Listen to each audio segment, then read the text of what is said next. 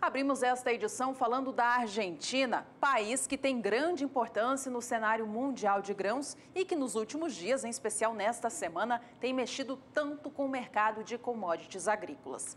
A Bolsa de Cereais de Buenos Aires divulgou nesta última quinta-feira o andamento da safra por lá. E de acordo com os dados, o plantio da safra de soja vem avançando bem. Nesta última semana, avançou em cerca de 10 pontos percentuais. As notícias envolvendo o clima na Argentina e a expectativa de passar por um tempo seco neste mês de dezembro não são trazidas neste último boletim da Bolsa de Cereais de Buenos Aires. O relatório comenta, sim, que há algumas áreas que ainda falta a umidade relativa adequada no solo para dar andamento ao prosseguimento do plantio da soja, mas, em geral, as demais áreas andam bem. De acordo com os números divulgados pela Bolsa, até o dia 6 de dezembro, o plantio alcançava 53,2% de um total de área prevista para o país de 18 milhões e 100 mil hectares. Já já a gente acompanha como que o mercado internacional do grão vem reagindo às notícias envolvendo a Argentina. Por enquanto, é hora de cotações da soja aqui para o Brasil.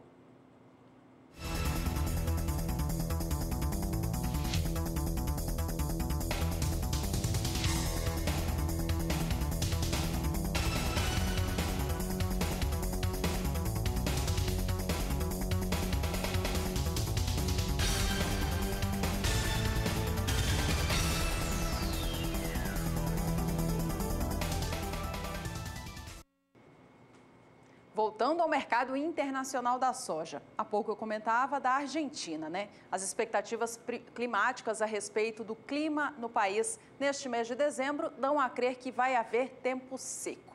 Essa situação trouxe um alerta muito grande no mercado, em especial da soja e também o do milho. Isso porque o país é o terceiro maior produtor deste grão em assunto comercial no mundo todo. Uma possível diminuição de volume produzido neste país poderia impactar na oferta global do produto. Tanto é que a gente viu neste início de semana a soja reagir com muita força na Bolsa de Chicago. As cotações subiram para mais de 10 dólares e 10 centes por bushel a partir da primeira posição, alcançando patamares só vistos antes em julho deste ano. Essa movimentação toda na Bolsa de Chicago trouxe à tona o potencial que as especulações de clima têm nesse mercado de commodities agrícolas. Bom, no mercado internacional da soja, depois da oleaginosa subir com muita força até quarta-feira, esta última quinta foi marcada por pressão. Um dia de baixa, também diante de todas as notícias que especulam a possível safra da Argentina. A consultoria AG Resource, ela faz um comentário no seu boletim diário, que esse sobe e desce causado pelas instabilidades climáticas e as previsões que surgem podem dar uma oportunidade para os produtores globais desta commodity. Nesse seu último relatório, ela comenta o seguinte: manter os olhos abertos em oportunidades é o prudente a ser feito. Tá aí então um recado dado por essa consultoria de commodities agrícolas, falando a respeito dessa movimentação no mercado internacional do grão. Olhos abertos para o investidor para que aproveite possíveis janelas de oportunidades. E o mercado internacional da soja, nesta última quinta-feira, como eu disse, operava em queda, mas hoje, sexta, já volta a subir, mantendo posições bastante elevadas. A de mais curto prazo ainda não chegava aos 10 dólares por bushel, mas vem em movimento positivo. Posição de janeiro opera 9 dólares 94 centes por bushel, com alta de 0,20%. Soja negociada para março, esta sustenta os 10 dólares por bushel, vindo agora a 10 dólares 6 centes mais 50, alta de 0,22%. A alta é a mesma para a soja em Chicago, para entrega em maio, que vem agora a 10 dólares 17 centes por bushel. Já já a gente traz as demais commodities agrícolas negociadas no mercado internacional.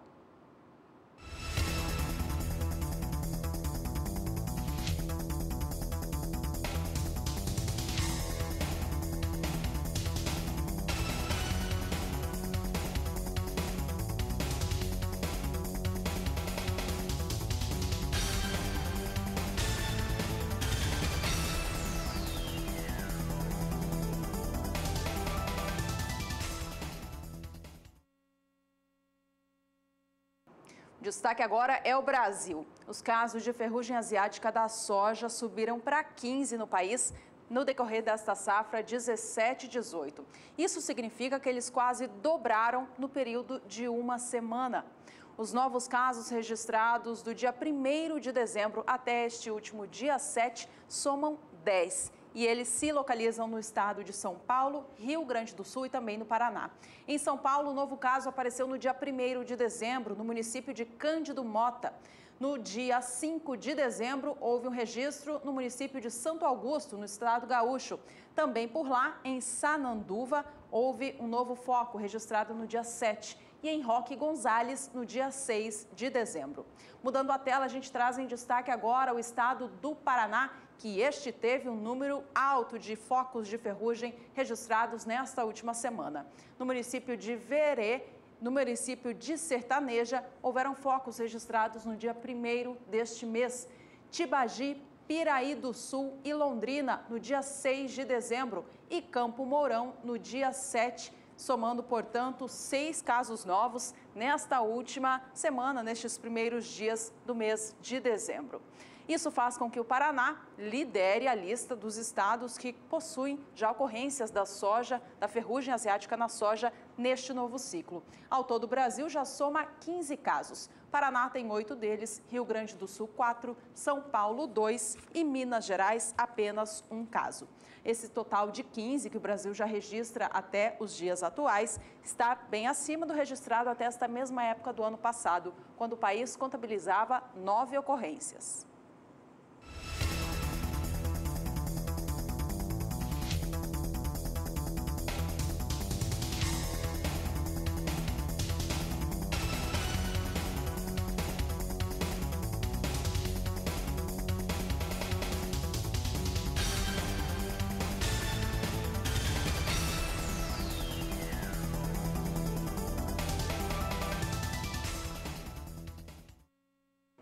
Enquanto os sojicultores do Brasil avançam com o plantio, na reta final da semeadura deste novo ciclo, as comercializações envolvendo a safra passada seguem aquecidas. O Brasil tem registrado vendas ótimas de soja nos últimos meses, em função da alta demanda no mercado internacional, em especial da China, que compra muita soja dos países produtores, entre eles o Brasil. De acordo com o Ministério da Indústria, Comércio Exterior e Serviços, o mês de novembro registrou o maior volume de exportação de soja do Brasil para o mês de novembro, portanto, o maior novembro da história. Esse volume ficou muito acima do que o Brasil enviou ao exterior em novembro do ano passado, que foi refletido por uma safra menor do ciclo 2015-16, que sofreu com El Niño, e a safra brasileira foi menor. A diferença é gritante, já que em novembro deste ano foram mais de 2 milhões de toneladas do grão. Veja que em novembro do ano passado foram apenas 310 mil toneladas. Em novembro deste ano somam 2 milhões 140 mil.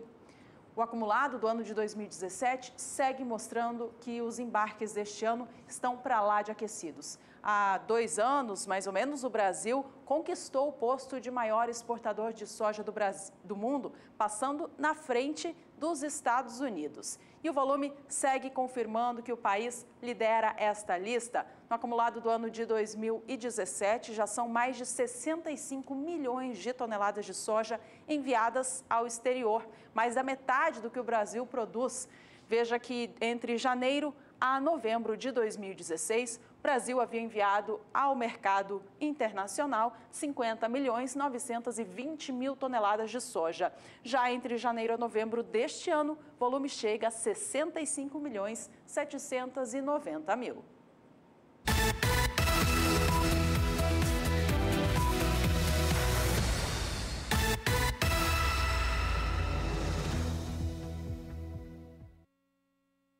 É hora de acompanhar como vem sendo negociada a soja nos portos do Brasil e o que houve com o preço no acumulado desta semana. Porto de Santos é o destaque de agora. Acompanhe comigo o que aconteceu. A segunda-feira trouxe o valor de R$ 75,80 pelo valor da saca do grão. Na terça-feira, o Porto pagou um valor mais baixo pela saca da soja, R$ 75,50. Na quarta, houve uma nova queda, com valores fechando aos R$ 75. Na quinta-feira, alta para a soja no Porto de Santos, R$ 76 a saca. E nesta sexta, o valor continua o mesmo. Porto segue pagando R$ 76 nesta sexta, registrando aumento, portanto, no acumulado da semana de 0,26%. A alta no preço da soja também aconteceu nesta semana para o Porto de Paranaguá, no estado paranaense. A elevação foi até maior em percentual, foi de 0,66%.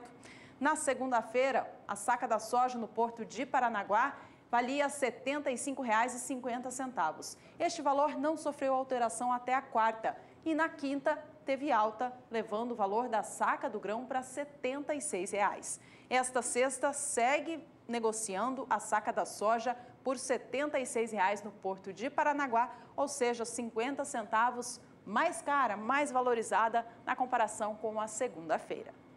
Vamos agora saber como que opera o dólar no Brasil nesta sexta-feira. A semana foi bastante movimentada para o cenário de câmbio do país, em função da votação da reforma da Previdência e as notícias de mercado e especulações a respeito de que ela seria votada este ano ainda ou não. Dólar comercial subiu muito no Brasil nesta última quinta-feira, com o Rodrigo Maia, presidente da Câmara dos Deputados, deixando mais claro ao setor de que essa votação poderia não acontecer em 2017. Com isso, a moeda norte-americana se valorizou muito no país nesta última quinta. Em reflexo desta alta, hoje o dólar segue com um movimento um pouco mais brando, mas ainda assim sustentando as cotações elevadas. Dólar comercial está no momento negociado a R$ 3,28, mais 5 no Brasil, com leve queda de 0,06%. E o Agricultura BR vai agora para o primeiro intervalo desta edição. Fique conosco. Nesta edição você acompanha informações para o mercado de feijão e pulses e detalhes ainda envolvendo o FunRural. Não sai daí, voltamos já.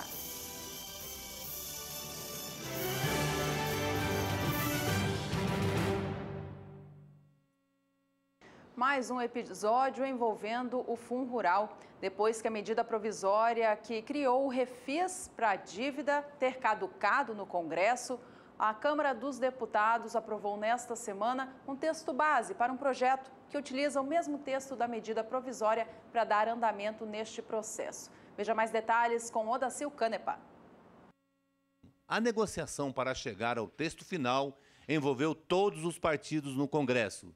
Depois de muitas idas e vindas, na noite de quarta-feira, o plenário aprovou o projeto que facilita a renegociação das dívidas dos produtores rurais. Mas esse só foi o primeiro tempo. A batalha é contra o tempo. Nós temos aí os vetos, foram 13 emendas, né, destaques de plenário que vários partidos colocaram e nós estamos aí fazendo uma costura para que alguns que já estão contemplados no relatório, né, sejam retirados para a gente avançar rapidamente, para que amanhã vá para o Senado. Lá nós temos que combinar, tem uma quebra de interstício, enfim, ainda tem uma batalha até o final, quando vai para a sanção presidencial, e aí, tendo vetos ou não vetos, a gente vai ter que aguardar.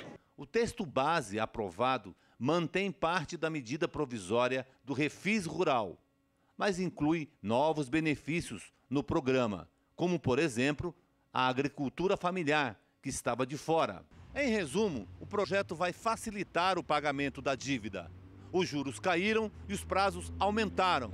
A bancada ruralista acha razoável. Então estamos parcelando com 100% de remissão de juros, de multas, de todos os encargos, tentando deixar apenas o valor dos últimos 5 anos parcelado em 180 meses, podendo estender a 240 meses com a entrada de 1%.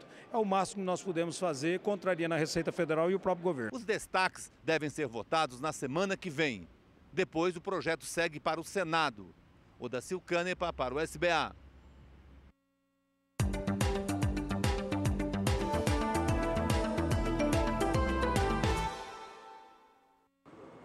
É hora de falar de milho por aqui. A gente acompanha agora como foi a semana para o mercado do cereal em alguns estados produtores do Brasil. A gente começa mostrando o estado de Goiás, que nesta semana registrou nenhuma oscilação para o valor da saca de 60 quilos do grão. O preço ficou em R$ 25 a saca na média estadual de segunda a sexta-feira. Já em Mato Grosso do Sul, houve uma elevação no acumulado da semana para o valor da saca de 60 quilos do cereal. A alta foi de 2%. Vamos acompanhar então como foi a negociação para os sul-mato-grossenses. O valor saiu de R$ 21,50 na segunda para R$ 22,00 na terça-feira. Este patamar seguiu mantido no estado de Mato Grosso do Sul até esta última quinta e nesta sexta segura o suporte de R$ 22,00 a saca, registrando alta, portanto, de 50 centavos por saca no acumulado de 5 dias, ou seja, 2%. No Mato Grosso, o movimento foi diferente, foi de queda de 3% no valor da saca no acumulado dos últimos 5 dias. Vamos acompanhar então o que houve por lá. Na segunda-feira, o preço da saca do milho no estado estava em R$ 16,50. O preço foi mantido até a quarta-feira e na quinta registrou baixa, descendo para os R$ 16,00. Nesta sexta, a patamar se mantém nos R$ 16,00 a saca, 50 centavos a menos do que na segunda-feira, o que, para o estado do Mato Grosso, representa uma baixa de 3%. A gente acompanha agora mais cotações do milho no Mato Grosso por município produtor.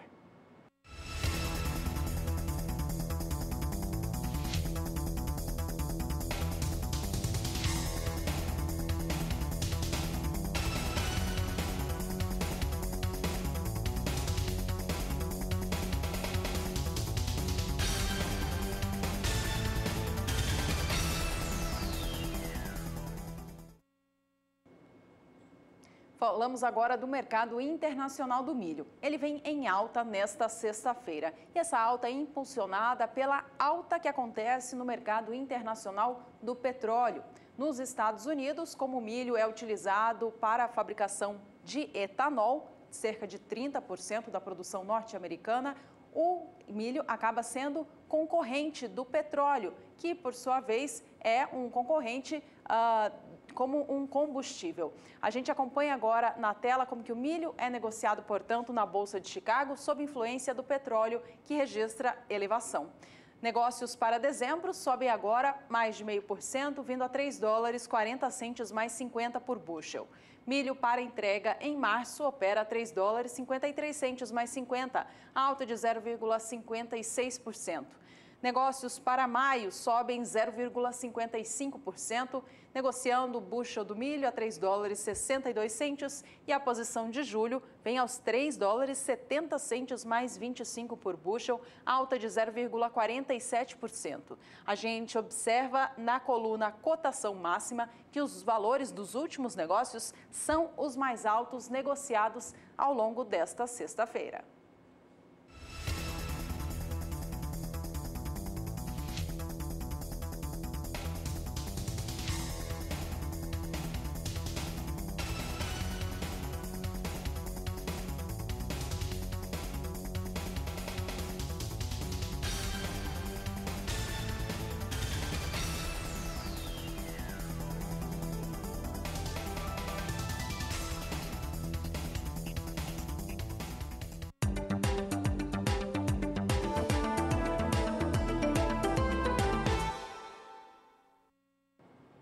Hora de falar sobre a safra de trigo do Brasil 2017 e também das demais culturas de inverno, canola, aveia, cevada.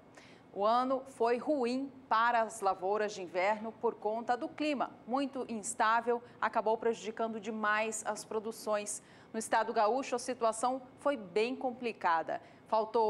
Houve muita chuva na fase inicial de plantio. No decorrer do desenvolvimento das lavouras, o tempo ficou seco e na hora da colheita voltou a chover. O clima operou totalmente da maneira contrária como se deveria e com isso a queda de produtividade foi tremenda. De acordo com a Emater Gaúcha e o seu relatório divulgado nessa última quinta-feira, todas as culturas de inverno registraram baixa de produtividade em cerca de metade na comparação com o que cada hectare rendeu no ano passado. Esse relatório divulgado nesta quinta foi o relatório final da safra portanto, os números já estão consolidados. Eles podem ser revisados daqui para frente, mas, por enquanto, são estes.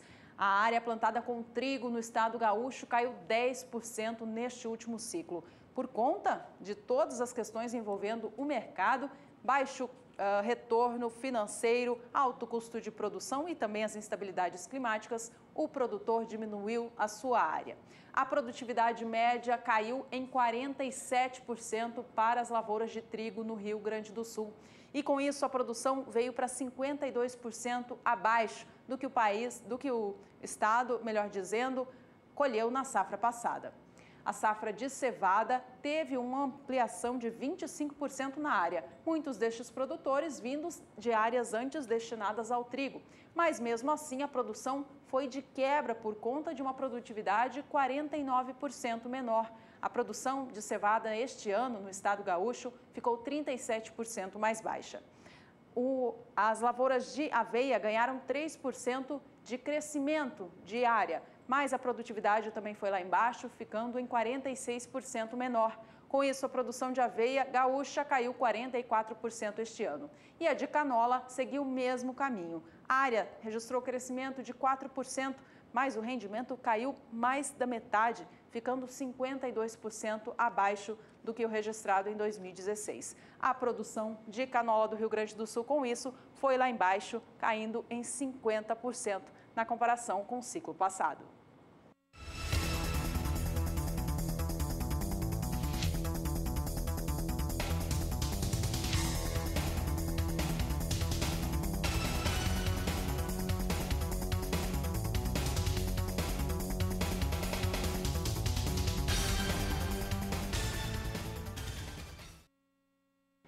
E chegou a hora de saber como que fica o clima no Brasil nos próximos dias. Vamos saber com a Juliana Rezende, da Somar Meteorologia, como que o fim de semana vai ser com chuvas ou a falta delas no país. Acompanhe as informações no quadro Agroclima.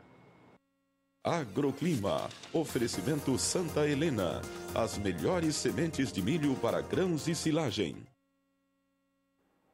Olá, boa tarde a todos. O final de semana vai ser marcado por áreas de instabilidade ganhando intensidade na metade norte do Brasil. No mapa a gente pode ver que as instabilidades mais fortes vão ganhar intensidade aqui no Tocantins, no oeste da Bahia. E vai seguir chovendo com forte intensidade na maior parte das regiões do centro-norte do país. A região centro-oeste segue recebendo chuva forte, Mato Grosso, Goiás, o extremo norte de Minas Gerais até o sul da Bahia. Enquanto que as áreas do Pará também devem receber instabilidades fortes.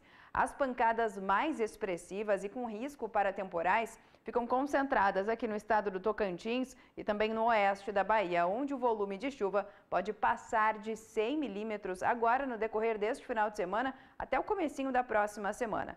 Nas regiões mais ao sul do Brasil, predomínio de tempo mais seco. Uma massa de ar mais seco passa a atuar aqui na região sul, até no Mato Grosso do Sul e também no estado de São Paulo, garantindo tempo firme, dias ensolarados e também sensação de calor ao longo da tarde. Então, o final de semana vai ser marcado por chuvas fortes na metade norte do Brasil, enquanto que nas áreas do centro-sul, predomínio de tempo seco e calor agora neste final de semana.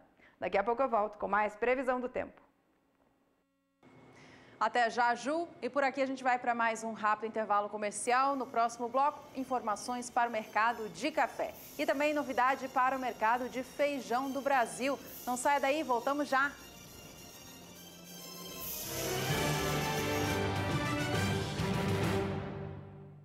A atividade agrícola do estado de São Paulo tem recebido destaques por conta da sua retomada vigorosa de produção. Sobre este assunto, o repórter Gustavo D'Angelo conversou com o secretário de Agricultura e Abastecimento do estado, Arnaldo Jardim. Há cerca de 3 anos, o estado paulista vem recuperando seu posto de destaque na produção agrícola. A taxa média de crescimento de diversas culturas de grãos, por exemplo, tem variado de 10% a 11% ao ano. Para o secretário de Agricultura e Abastecimento de São Paulo, Arnaldo Jardim, o setor tem vivido uma retomada vigorosa da produção no estado. Nós estamos vivendo uma conjunção favorável das 3 principais culturas paulistas.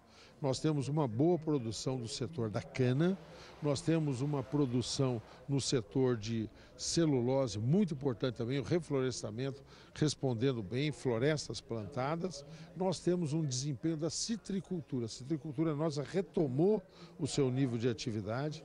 Consolidados os dados do ano passado, São Paulo retomou, o estado de São Paulo, apesar de ter só 3,8% do território nacional, o estado de São Paulo, retomou o posto de primeiro estado do ponto de vista do valor da produção agropecuária. São Paulo sempre fica ali, nós ficamos disputando com o Mato Grosso do Sul, disputamos alguns anos com o Paraná e com o Goiás, mas o ano passado nós retomamos mais uma vez por conta de um bom momento que viveu a cana, conjugado com a citricultura, a avicultura e a celulose. No setor paulista de grãos, a mecanização da cana-de-açúcar e investimentos na logística, além da certificação dos estabelecimentos e da qualidade do produto para garantir melhores condições de armazenagem, contribuíram para resultados positivos nas safras. E os produtores da região centro-oeste do Brasil estão a todo vapor com atividades voltadas ao campo, em especial da soja. Agricultores de algodão também estão se preparando para dar início à atividade de semeadura. O clima, por enquanto, tem contribuído para essas culturas. Vamos saber como ele se comporta daqui para frente com a Juliana Rezende. As instabilidades na região centro-oeste vêm ocorrendo com bastante frequência e isso vem mantendo a umidade do solo mais elevada na maior parte da região. Aqui no Mato Grosso, Goiás e também no norte do Mato Grosso do Sul, os índices de umidade do solo já seguem bastante elevados, superando até 90% e já sendo considerado índices de encharcamento do solo. Agora, nos próximos dias, tem previsão de chuva ainda na região. Instabilidades no alto da atmosfera seguem garantindo chuvas fortes aqui para o estado do Mato Grosso e Goiás. No Mato Grosso do Sul, as instabilidades já começam a perder intensidade por conta da influência de uma massa de ar mais seco que atua na região sul. E aí, por conta disso, também acaba por influenciar o tempo no estado sul-mato-grossense. No decorrer do segundo período, entre os dias 14 até o dia 18 de dezembro, já volta a chover no estado do Mato Grosso do Sul, mas aos poucos. Tem previsão de chuva, mas muito isolada ainda. No Mato Grosso e também em Goiás, é que a chuva persistente ainda deve seguir atuando, e aí, por conta disso, os índices de umidade do solo devem seguir bastante elevados. Tem previsão de pancadas de chuva aqui no norte do Mato Grosso e também no norte de Goiás, que variam os acumulados de 70 até 100 milímetros. Durante o terceiro período, entre os dias 19 até o dia 23 de dezembro, as instabilidades voltam a se espalhar pela região e aí, por conta dessas instabilidades mais abrangentes, as pancadas acabam por ser bem distribuídas na maior parte dos 3 estados da região centro-oeste. E grande parte dos produtores de soja, que já estão quase finalizando as atividades de plantio, e as lavouras agora seguem em fase de início de desenvolvimento, seguem muito beneficiados, assim como os produtores de algodão, que acabam por começar as atividades de plantio da safra de verão. Daqui a pouco eu volto com mais previsão do tempo.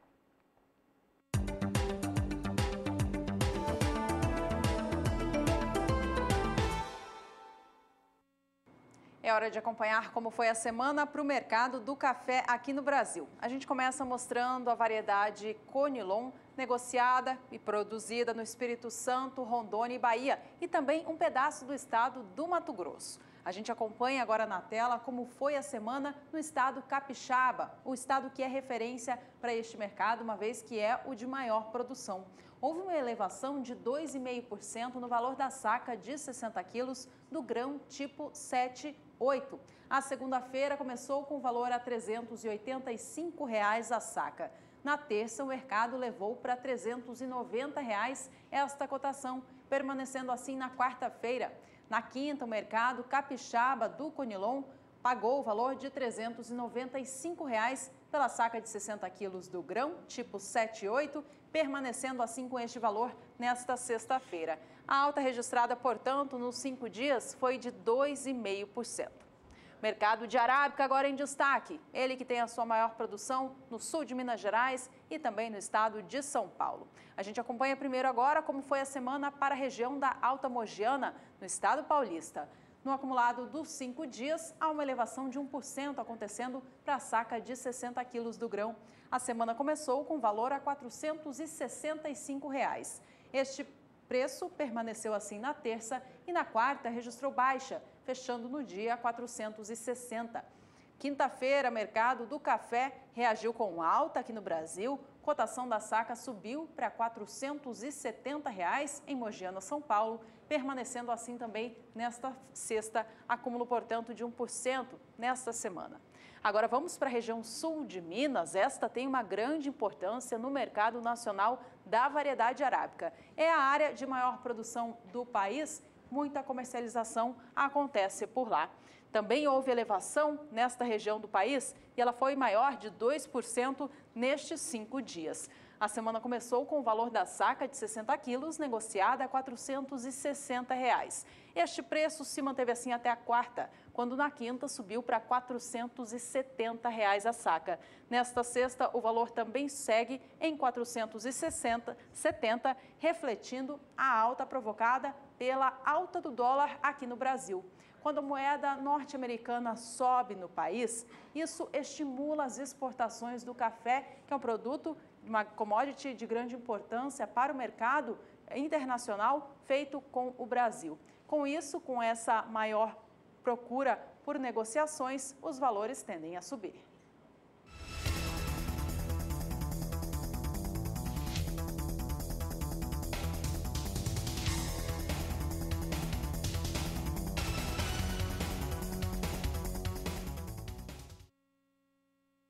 Agora, mercado internacional do café. A gente começa falando de Nova York, que é a bolsa que negocia o café arábica, referência para todo mundo desta commodity agrícola. O que houve ao longo desta semana para o mercado de arábica foi queda nos preços. Os valores vieram lá embaixo. Já nesta última quinta-feira e agora sexta-feira, houve uma inversão dessa situação do mercado. O dólar subiu no Brasil ao longo desta semana, em especial nesta última quinta-feira, por conta das notícias envolvendo a não votação da reforma da Previdência neste ano de 2017. Com o dólar mais alto no Brasil, eu comentava há pouco, os negócios com o grão ficam mais aquecidos, os investidores, os negociadores do grão tendem a comercializar a sua produção para aproveitar essa elevação da moeda norte-americana. Como o mundo enxerga que o Brasil é o maior produtor do grão no mundo e com a alta do dólar vai colocar mais produto no mercado, o preço cai. E foi isso que aconteceu ao longo desta semana, em especial nesta última quinta na Bolsa de Nova York. A gente acompanha agora como que o mercado reage nesta sexta-feira. As cotações seguem em movimento de baixa, valores muito pressionados para o café arábica em Nova York. Veja que em março vem a $1,22 mais 70 por libra-peso, queda hoje de 0,16%. Maio vem a $1,25 por libra-peso, leve baixa de 0,11%. E até mesmo a posição de julho, que ontem sustentava o suporte de $1,30 por libra-peso, hoje vem também abaixo disso a $1,27 mais 35. A gente fala agora sobre o mercado internacional da espécie Conilon, que é produzida aqui no Brasil, na sua maioria no estado do Espírito Santo. O país é o segundo maior produtor da variedade no mundo. O primeiro é o Vietnã e o que acontece por lá influencia, então, no cenário internacional desta commodity. O Vietnã tem recebido clima bom para a safra futura, o que indica ao mercado boa produção, bom volume a ser negociado. Com alta produção, o preço cai, é isso que a gente tem visto para o mercado de robusta no mundo. Posição de janeiro vem hoje com uma leve alta de 0,11% a $1.732 a tonelada. Vale a gente lembrar que o preço que é considerado positivo para este mercado é a partir de $2.000 a tonelada. Então, os preços vêm sim bastante pressionados. Posição de março, $1.722 por tonelada, leve queda de 0,05%. Enquanto isso, o café robusta para entrega em maio cai 0,23%, vem negociado a $1.728 por tonelada.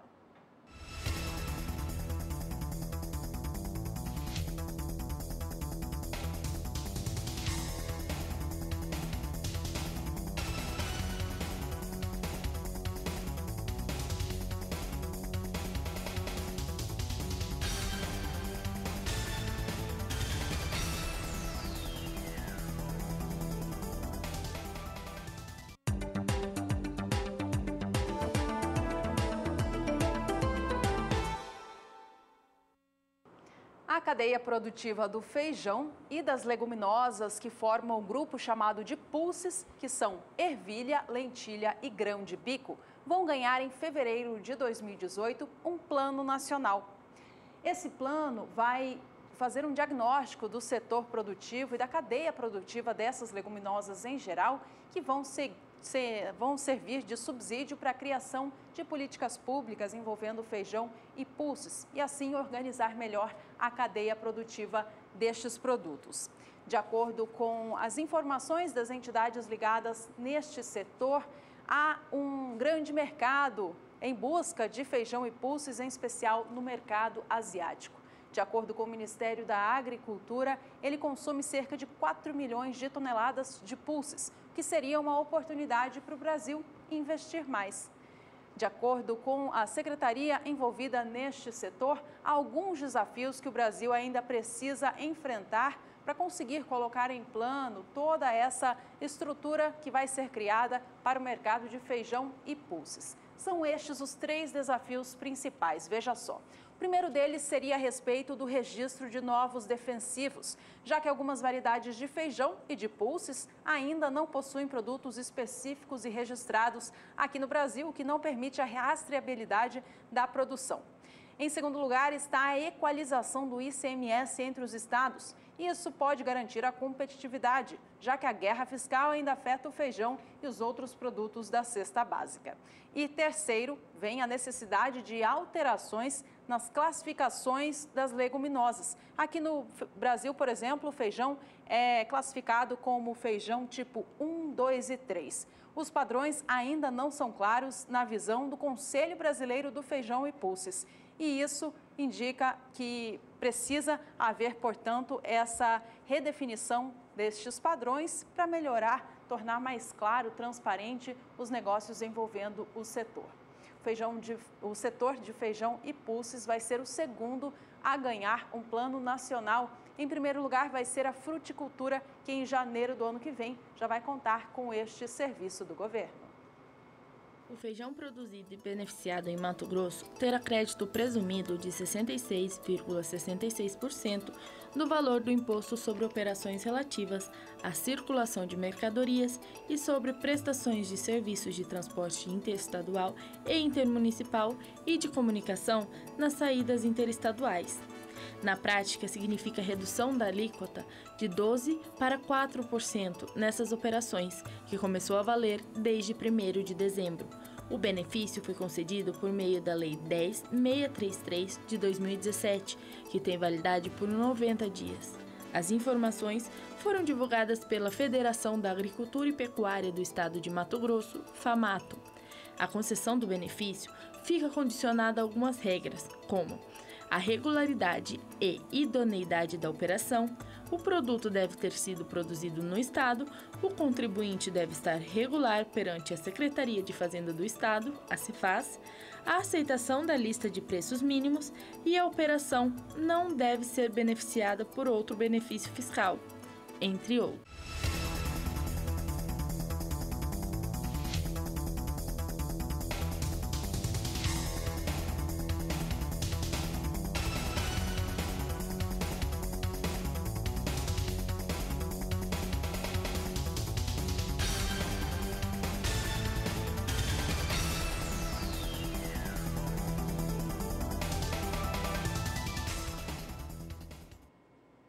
No próximo bloco, você vai ver como são as contratações do crédito rural referentes ao Plano Safra 2017-18.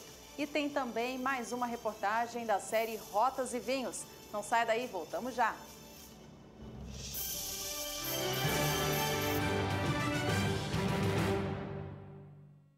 As contratações de crédito agrícola no Brasil referentes ao ciclo novo 2017-2018 somaram entre os meses de julho e novembro 34% do montante total que o governo federal colocou à disposição para financiar a safra agrícola do país desta nova temporada. De acordo com dados do Ministério da Agricultura, o montante contratado nestes primeiros meses da safra soma 64 bilhões e 600 milhões de reais. O total previsto é de 188 bilhões e 400 milhões de reais.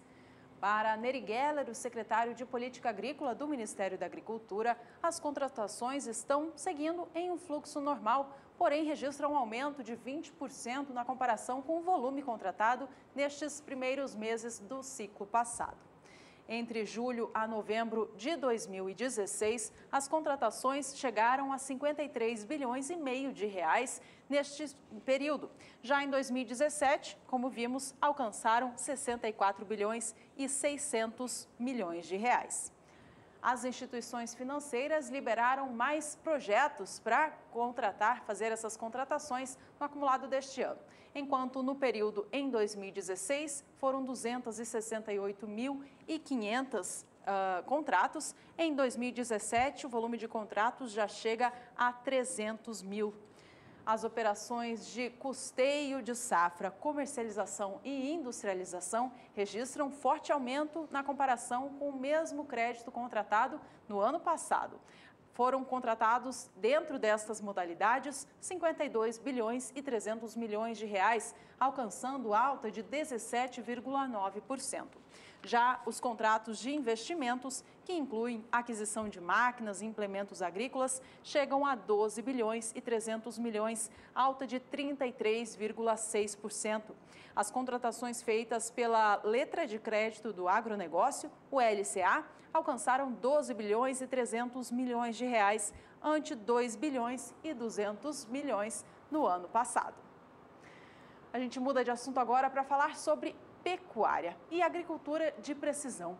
Na pecuária, o uso de tecnologia também tem facilitado muito as atividades de campo. Durante um workshop que aconteceu em São Paulo, o repórter Gustavo D'Angelo pôde conferir de perto os ganhos que o pecuarista tem ao implementar essa tecnologia no campo. Acompanhe na reportagem.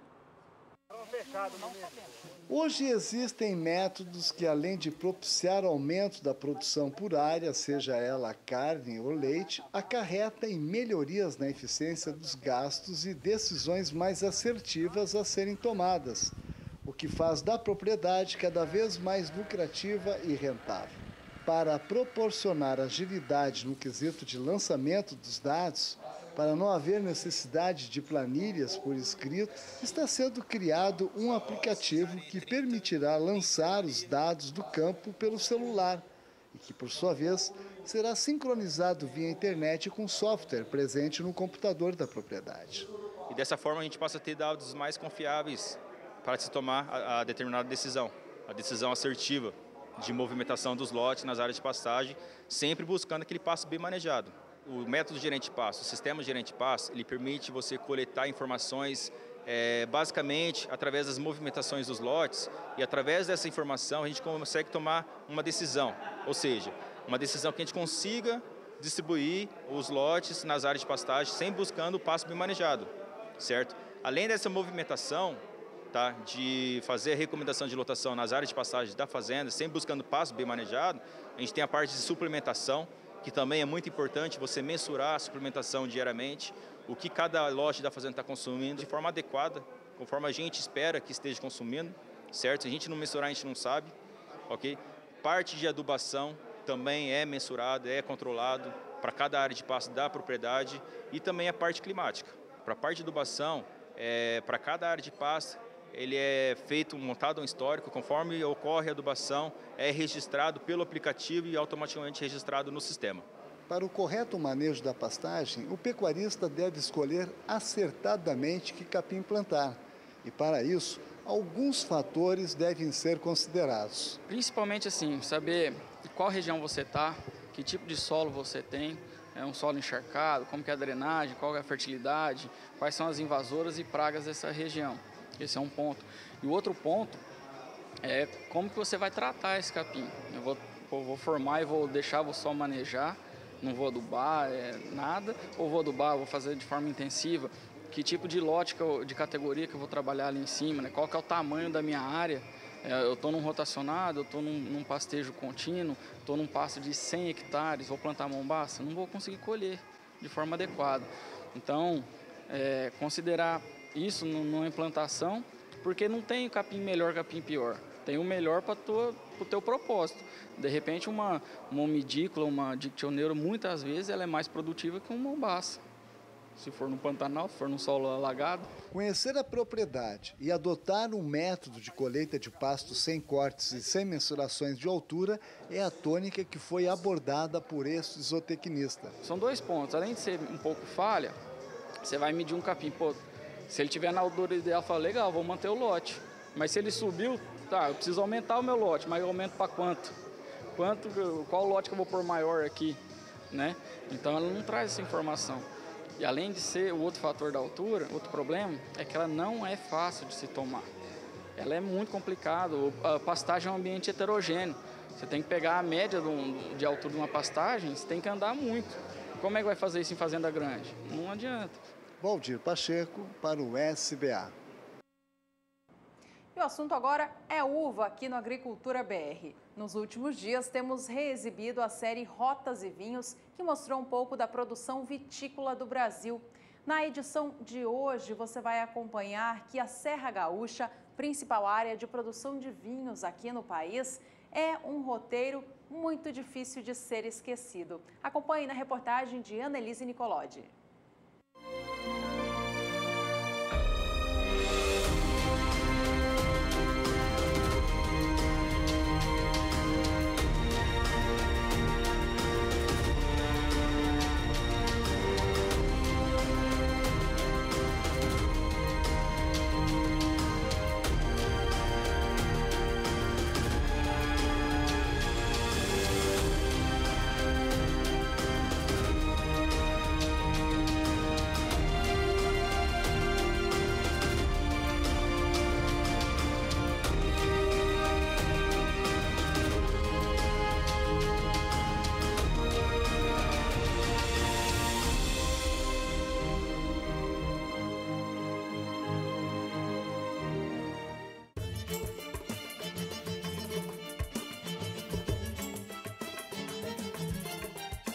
Elegância, complexidade de aromas, paladar equilibrado.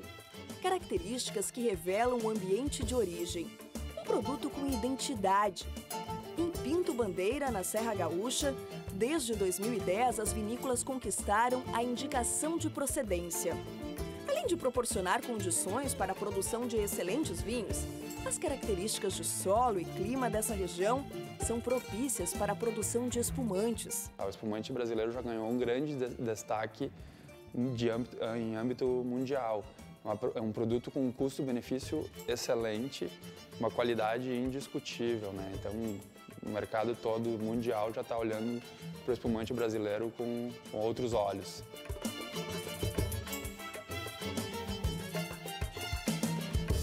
Na vinícola Dom Giovanni, 80% das uvas são cultivadas com essa finalidade. São cerca de 80 mil litros a cada safra. E no momento que tu começa a pensar em espumante, aqui na Dom Giovanni principalmente, a gente teve uma transição desse tipo de variedade para variedades, por exemplo, como o Chardonnay. Então são uvas colhidas com maturação precoce e aí específicas para a produção de espumantes. Além de Pinot Noir, que também, além de ser uma uva tinta, ela também é destinada para a produção de espumante.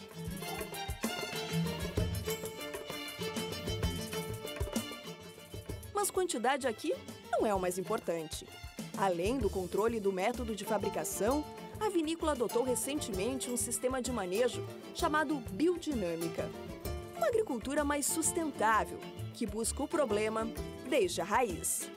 Aqui na propriedade, já há 3 anos, a gente eliminou o uso de fertilizantes químicos, então a gente faz o próprio adubo na propriedade e utilizando o que a gente encontra na própria propriedade, como o esterco dos animais que a gente tem aqui, os restos da poda da videira, os restos da produção do vinho na vinícola. Então a gente guarda esses resíduos e acaba fazendo uma compostagem e acaba adubando nossos vinhedos na sequência, né? Então eliminando qualquer uso de fertilizantes químicos, né? Outro ponto muito importante é que a gente conseguiu eliminar os herbicidas para controle das plantas daninhas. Então hoje a gente só usa a roçada manual, então isso trouxe muito mais vida para o nosso solo, evitou muita erosão, teve um incremento muito maior na vida, né? Na vitalidade das plantas, né? Aqui a gente tem muito problema de abelhas que comem os frutos e acabam deixando entrada para outras doenças, e assim como os pássaros. Então a ideia foi oferecer para eles um alimento melhor do que a uva. Então a gente começou a plantar o girassol, que o girassol serve de alimento o pólen serve de alimento para a abelha, e quando que forma o fruto, os passarinhos ficam comendo fruto, né? Então ele prefere muito mais a proteína que o girassol oferece do que a própria uva, né? Então são pequenos pontos. A gente planta também o trigo saraceno, que ele floresce bem na época da colheita.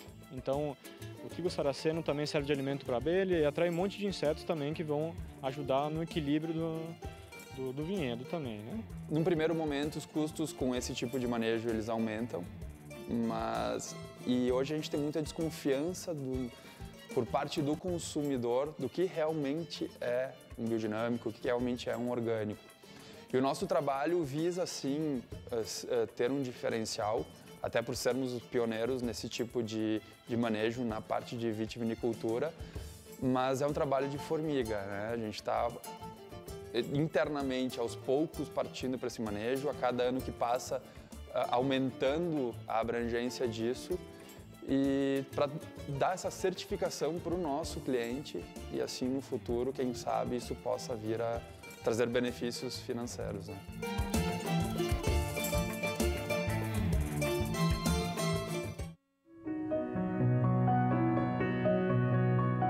Um trabalho feito por muitas mãos. A Embrapa Uva e Vinho tem um papel importante no desenvolvimento de novas variedades que se adaptem ao terroir da região da Serra. Há 40 anos, o Programa de Melhoramento Genético Uvas do Brasil vem dando suporte aos produtores. A doutora Patrícia é a responsável por estudar cada uma das 18 cultivares brasileiras criadas pela Embrapa. 3 são para a fabricação de vinho, 7 de suco e 8 de mesa. Dessas, 2 já sem sementes. Então, se eu estou desenvolvendo uvas para vinho, os meus objetivos são desenvolver uma uva que seja resistente a doenças, que seja adaptada às condições climáticas do Brasil, mas que produza uma uva que resulte num vinho que remeta ao vinho das uvas europeias ou uvas vitis viníferas, né? E não lembre um vinho de uva comum. Quando eu estou desenvolvendo uvas para suco, eu quero cultivares que tenham um conteúdo de matéria corante bastante alto, né? Que resulte num suco com uma tonalidade violácea bem intensa, que tenha um conteúdo de açúcares bem alto e que tenha o sabor e o aroma que o brasileiro gosta do suco de uva, que é esse aroma e sabor de uvas comuns. E quando eu estou desenvolvendo uvas para mesa, nosso principal objetivo é desenvolver uvas sem sementes, resistentes às principais doenças da videira que ocorrem no Brasil. O suco de uva tem sido citado frequentemente por seus benefícios. Com isso, a produção de uvas para esse fim também tem apresentado crescimento. Com destaque para a BRS Magna, que é uma uva que tem a coloração bem intensa, violácea, como o brasileiro gosta, um conteúdo de açúcares bastante alto e um aroma e sabor bem típicos do suco de uva. Nós sabemos já que a gente pode produzir um suco varietal com essa uva.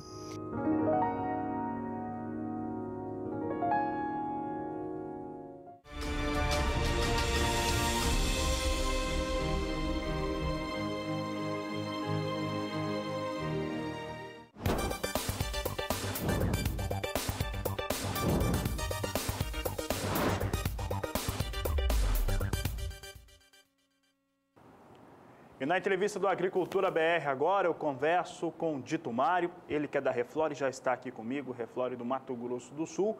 Vamos falar sobre produção florestal, sobre também biomassa, produção de bioenergia através dessa situação. E eu vou começar perguntando para você, Dito, a respeito desse ano de 2017. No que tange a produção sul-mato-grossense, tivemos importantes alterações, tivemos a Fibria elevando, né, a sua capacidade através de uma segunda etapa, tivemos também a Eldorado, que agora passa para um grupo estrangeiro, antes estava sob a ordem da JF. Nesse cenário, como é que fica o estado do Mato Grosso do Sul, que veio com o ano de 2017, ao contrário até de alguns setores, num ano bem positivo? Boa tarde. Boa tarde. Bom, essa é a nossa grande expectativa, né, de que o setor de celulose se consolide, se fortaleça. Hoje, o Mato Grosso do Sul produzindo, a hora que a capacidade da fibra tiver a seu pleno vapor, ela estará produzindo 3.250.000 toneladas, mais aí 1.750.000 toneladas, são quase 5 milhões de toneladas de celulose. O Brasil produzindo 14, é lógico que vai aumentar para 16 milhões, mas nós somos um grande player neste setor de celulose, a nível mundial. E isso nos mostra que o Mato Grosso do Sul tem potencial, inclusive, para ter mais indústrias de celulose. Lógico que nós temos grandes desafios, principalmente na logística. Se você falar hoje na ferrovia, que tem que levar a celulose de Três Lagoas até o porto, né, ou Santos, ou qualquer outro porto, quer dizer, isto é um desafio muito grande. O desafio da infraestrutura, não só do Mato Grosso do Sul, mas do Brasil como um todo, né? Você vai pegar lá a exportação, o Porto de Santos, que já está carregado, agora tem novas alternativas para você poder exportar. Isso é muito importante a gente trabalhar nessa infraestrutura. E vamos aqui dentro do Mato Grosso do Sul, essa infraestrutura que nós temos que ter de estradas vicinais, né? Você tem as estradas que tem um gargalo muito grande, existe uma determinação de não poder andar tritrem à noite, você recarrega o dia, você aumenta o custo. Quer dizer, estes são os desafios que nós temos que encontrar. A ferrovia que passa por Mato Grosso do Sul, de Corumbá a Três Lagoas, ela poderia ajudar o setor florestal, principalmente de Campo Grande a Três Lagoas, levando essa madeira, quer dizer, tirando grande parte dos caminhões, né, melhorando a condição do usuário dessa estrada, né? Enfim, nós temos aí grandes desafios. Se você pegar o desafio das telecomunicações, muitos dos lugares de Mato Grosso do Sul ainda não têm o acesso ao celular, à internet, e isso é uma coisa importante, principalmente na questão de incêndios florestais, né? Se você tem uma região, como é que você comunica que está tendo o incêndio? A grande sorte que todas as duas empresas, tanto Fibria quanto Eldorado, elas estão trabalhando com um sistema de torres, né? E com um sistema de monitoramento com câmeras. Isto tem um alcance muito grande, né? Eles estão com quase 90% da área, toda ela monitorada por câmeras. Isso ajuda muito, né? Mas nós temos lugares ainda que são produtores independentes, são empresas que estão produzindo e que talvez a câmera não consiga atingir. Então nós precisamos evoluir nessa parte, principalmente de infraestrutura no todo, no geral. E é lógico que para você atrair novas empresas, por exemplo, nós estamos querendo que o setor de celulose seja forte e seja cada vez mais forte, que é importante para o setor, para o negócio do Mato Grosso do Sul. Hoje já é o segundo na pauta de exportação, às vezes até o primeiro, né? Porque, por causa do complexo carne que acabou tendo esses problemas. Então, isso é muito importante para o Estado, né? A geração de emprego, né? O meio ambiente, o que essas empresas fizeram para preservar o meio ambiente. Existe, Dito, algum estudo que mostre para si, porque eu entendo, né? E aí a população, né? O produtor rural entende isso também. Você tem ali uma produção de eucalipto, por exemplo, uma área de produção, as árvores em pé, você ali tem uma área de cultivo. É muito importante lembrar, já até alguns ambientalistas, né, às vezes não entendem isso, estavam perguntando que não tem fauna. Claro que não tem fauna, você tem no meio da soja, você tem? Você não vai ter. Mas, de qualquer maneira, você tem ali uma planta que está fazendo todo o processo de fotossíntese e todos os outros que ela tem. Então, ela está fazendo também sequestro de carbono, você tem um passivo ambiental, né, você está gerando uma situação positiva, de qualquer maneira, para o meio ambiente muito importante. Existe estudo que mostra como é que esse maciço tem causado de benefício para... Muito. O nosso benefício, né, com relação à pegada do CO2, nós somos muito mais positivos. Talvez somos um dos setores que tem uma pegada positiva. Nós sequestramos muito mais do que emitimos, desde o plantio, desde da transformação, de levar essa celulose até o porto, enfim, nós somos altamente positivo. Nós sequestramos muito mais carbono do que eliminamos. Isso já está provado, já tem vários estudos, não só da IBA, como da Embrapa, como de tantos outros instituições de respeito e de notório conhecimento nesse segmento. Mas não é só isso. Essas empresas, elas têm, exemplo, X hectares plantados com eucalipto. Elas têm quase que X e meio com a preservação, com reserva legal, com matas ciliares, com tudo. Por quê? Porque o sistema de certificação que elas estão é muito mais exigente do que qualquer instituição pública, qualquer órgão ambiental que exige. Então, são muito mais cobrados pela própria certificadora, que elas têm que ter não só a parte ambiental, mas a parte social, né? A parte dos impactos que eles causam nas comunidades. Eles são obrigados a fazer com que essas comunidades também tenham progresso e também tenham alternativas para que eles possam estar convivendo bem e trazendo realmente o desenvolvimento. Que você crescer uma coisa, mas você se desenvolver é outra. Então, elas são altamente responsáveis se elas quiserem manter o selo de certificação. Então, são basicamente fazem um trabalho fantástico nessa área, não só no social, como no ambiental e como no econômico, gerando muitas divisas, não só para a comunidade, né, para a cidade, para o entorno, para os municípios, para o Estado e para o Brasil. Agora, nós queremos que esse segmento esteja consolidado, mas o setor de florestas plantadas, ele tem a produção de carvão, que eu acho que isso é muito importante para o Estado, né? Que a siderurgia, que a produção de ferro-gusa realmente retome todo o desenvolvimento, todo o crescimento que estava antes de 2008, que foi um dos setores que mais sofreu. Né? O setor de produção de madeira serrada, né? De tantos e tantos produtos que podem ser feitos com madeira, e isso gera muito o retorno disso na parte de empregos, de geração de renda, né? de mercado, né? De preservação do meio ambiente. Isso tudo é muito importante. E, fundamentalmente, o setor de energia. Quer dizer, hoje nós estamos pagando tarifa vermelha. Nós estamos com os reservatórios aí com 4, 5, 7% de água. E nós precisamos de água para a população. Essa geração de energia através de biomassa hoje seria o grande desafio e também um grande salto para o setor? Sem dúvida nenhuma. Porque hoje, o que já vai...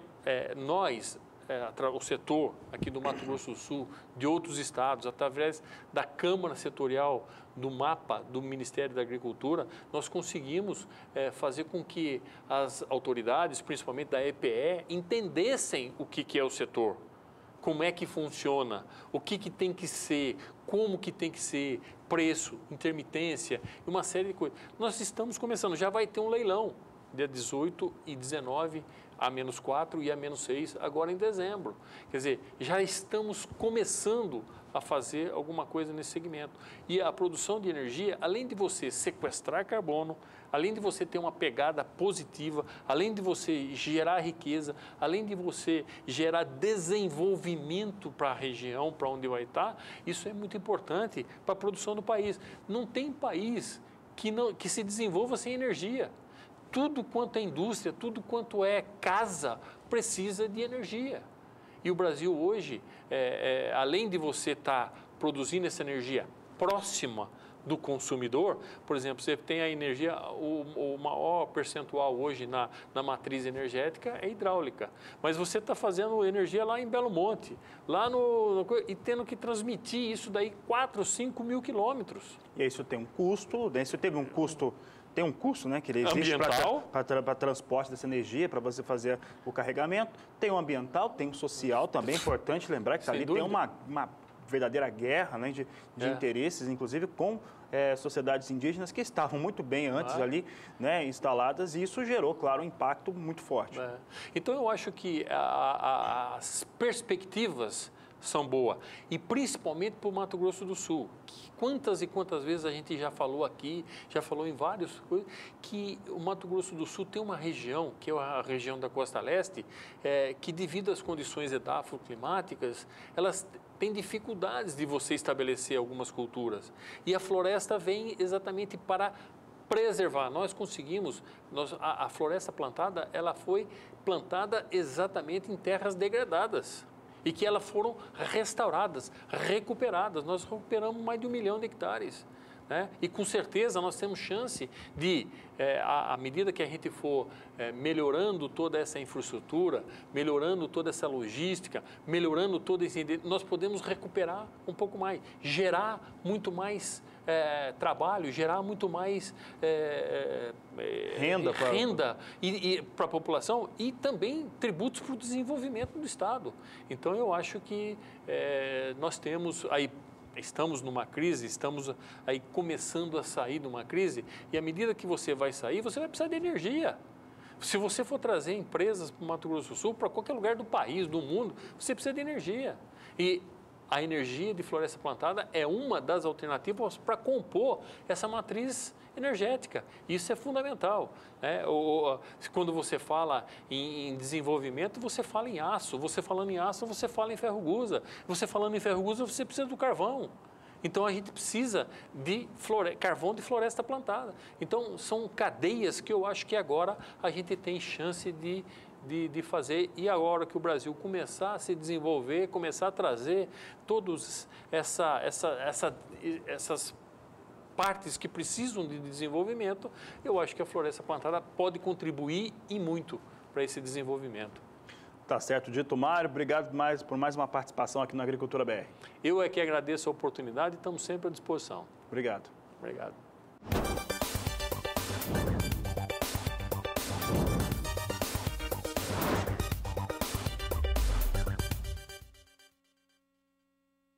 E a gente segue com o programa com mais um quadro tão especial quanto o da entrevista, é aquele que coloca a sua participação telespectador. Estou falando do quadro Agricultura BR Responde.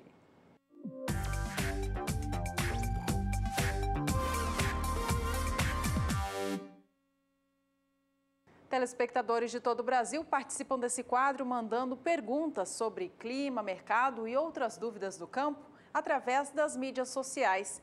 Quem participou desta vez foi o Eduardo Reis, através do Facebook. Ele é de Fortaleza dos Nogueira, no estado do Maranhão. Mandou a seguinte pergunta para a gente: qual a expectativa de chuvas para o sul do Maranhão? Eduardo, quem vai trazer os destaques para a gente é a Juliana. Acompanhe.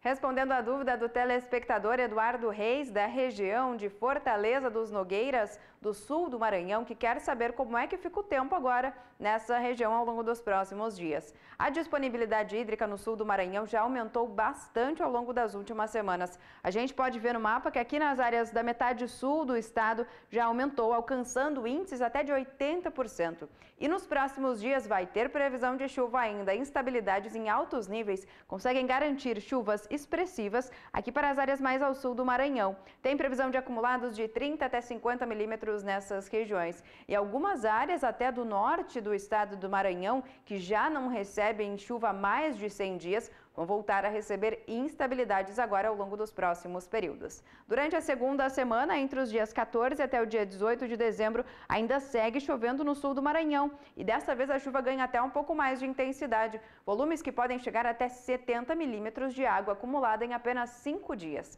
Durante o terceiro período, essa chuva mais forte no sul do Maranhão já começa a perder intensidade. Mesmo assim, segue com previsão de chuva. Aqui nas áreas mais ao sul do Maranhão, o volume de chuva varia agora em torno de 5 até 15 milímetros, até pelo menos o dia 23 de dezembro. Então, no decorrer dos próximos dias, o sul do Maranhão deve receber instabilidades de forte intensidade e também alto volume de água. Só que essa chuva não dura muito, deve durar mais ou menos durante esta primeira quinzena do mês de dezembro. A partir do começo da segunda quinzena, essa chuva já começa a perder intensidade, as pancadas se tornam cada vez mais fracas e isoladas, mas mesmo assim, essa condição de chuva forte agora nos próximos dias beneficia bastante os produtores da região, porque aumenta a disponibilidade hídrica do solo. Daqui a pouco eu volto com mais previsão do tempo. Obrigada, Juliana, pelas informações e a você, Eduardo, pela participação. Um abraço a todos por aí. Se você também quer participar do quadro, mande uma mensagem para a gente pelo aplicativo WhatsApp no número 67996562266. Você pode participar também pelo Instagram, pelo Twitter ou Facebook. Este foi o quadro Agricultura BR Responde.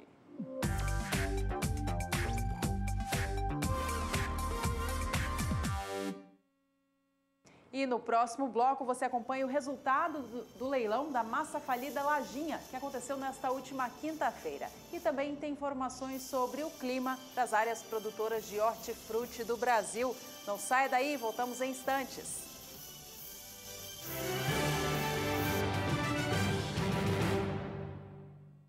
E atenção, produtores de frutas, verduras e hortaliças do Brasil. A Juliana Rezende, da Somar Meteorologia, traz agora os destaques para este setor do país. Os produtores de hortifruti da região sudeste ainda seguem muito beneficiados. O aumento dos índices de umidade do solo na maior parte da região beneficiou bastante o desenvolvimento das lavouras. Agora, os índices de umidade do solo seguem bastante elevados em grande parte da região sudeste. Apenas no estado de São Paulo é que a umidade fica em torno de 80% e nas demais áreas da região, os índices de umidade do solo superam os 90%. Nos próximos 5 dias tem previsão de chuva no sudeste. A formação de áreas de baixa pressão associados aos ventos no alto da atmosfera conseguem garantir chuvas fortes aqui para o norte de Minas Gerais, norte do Espírito Santo. As demais áreas do sudeste, como o estado de São Paulo, metade sul mineira até o Rio de Janeiro, o tempo mais seco vai voltar a predominar, porque uma massa de ar mais seco que vai passar a atuar na região sul vai influenciar também o tempo, tanto no estado de São Paulo e na metade sul mineira. No decorrer da segunda semana, entre os dias 14 até o dia 18 de dezembro, volta a chover em toda a região sudeste. Não vai ser uma chuva tão volumosa como as que ocorreram agora ao longo dos últimos dias, mas tem previsão de chuva forte, principalmente aqui nas áreas mais ao norte do estado de Minas Gerais.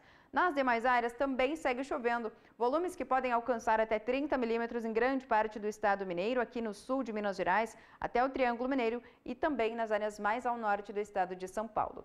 No decorrer da terceira semana, até o dia 23 de dezembro, as instabilidades voltam a ganhar força no sul de Minas Gerais e norte do estado de São Paulo. De maneira geral, toda a região sudeste deve receber instabilidades no decorrer desta semana, então, por conta disso, as lavouras de hortifruti devem seguir ainda muito beneficiadas, porque a umidade do solo já segue bastante elevada e essas instabilidades, sendo cada vez mais frequentes, mantém boa disponibilidade hídrica do solo e favorece o desenvolvimento das lavouras.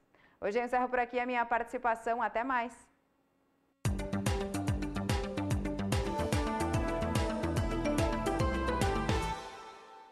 O preço da batata padrão Ágata especial caiu na semana passada nos atacados paulistanos, comercializada R$ 56,22 a saca de 50 quilos.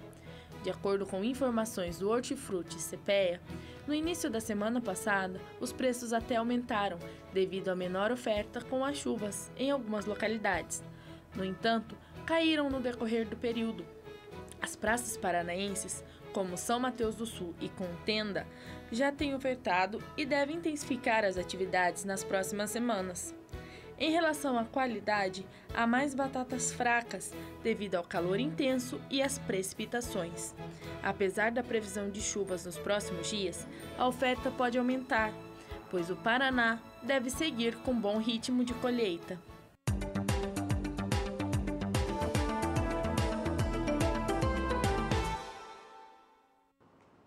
O leilão da massa falida Lajinha Agroindustrial foi realizado na tarde desta última quinta-feira em São Paulo. A usina Triálcool, localizada em Canápolis, em Minas Gerais, foi arrematada. Walter Puga Júnior conversou com o leiloeiro que bateu o martelo. Acompanhe. Doutor Renato, foi um leilão, primeiro leilão, e foi um sucesso? Foi um sucesso. Foi o primeiro leilão das usinas da Lajinha. Em primeira praça foi vendida a Vale do Paranaíba por 206 milhões, valor de avaliação, isso é um case de sucesso. E em segunda praça, hoje, encerrou o leilão da Triálcool, as duas usinas em Minas Gerais, e que teve uma oferta de 133 milhões com 40% de desconto.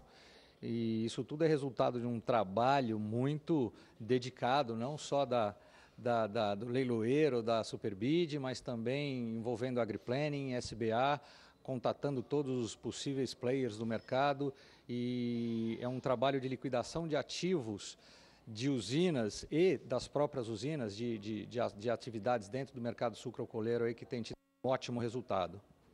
Agora, é um trabalho longo, não é um trabalho do dia para a noite. Encontrar compradores para um bem como esse não é fácil, né? Não é fácil, a gente tem trabalhado isso desde março e a procura é intensa, não envolve só publicidade, envolve roadshow com pastinha embaixo do braço, expondo as usinas, mostrando capacidade de moagem e todos os detalhes técnicos envolventes. E é um trabalho bastante delicado. Bom, o trabalho da Superbid, nesse caso, continua daqui para frente? Há outras oportunidades?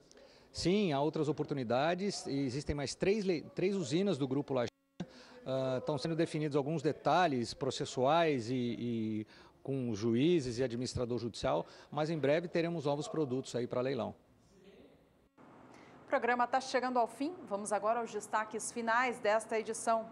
Soja negociada na Bolsa de Chicago nesta sexta-feira voltava a operar em alta depois de mudar o rumo dos negócios da semana e cair nesta última quinta. Vamos acompanhar os negócios de agora então. Soja vem operando em queda neste momento, com a posição de janeiro já a $9,89 por bushel, queda de 0,22%. Ela que já vinha aos 9,96 hoje cai 10 centes de dólar. Março vem a $10, 1 cento por bushel, baixa de 0,24%. E maio, $10, 12 centes, queda também próxima, 0,22%. Dólar comercial aqui no Brasil, que subiu muito nesta última quinta por conta da expectativa da não votação da reforma da Previdência neste ano. Neste momento, vem operando com alta mais uma vez. Sobe 0,66% e vem negociado a R$ 3,30 mais 9. E com essa informação, a gente encerra aqui mais uma edição de Agricultura BR para você. Muito obrigada pela companhia, pela participação. A gente se vê na próxima. Até lá!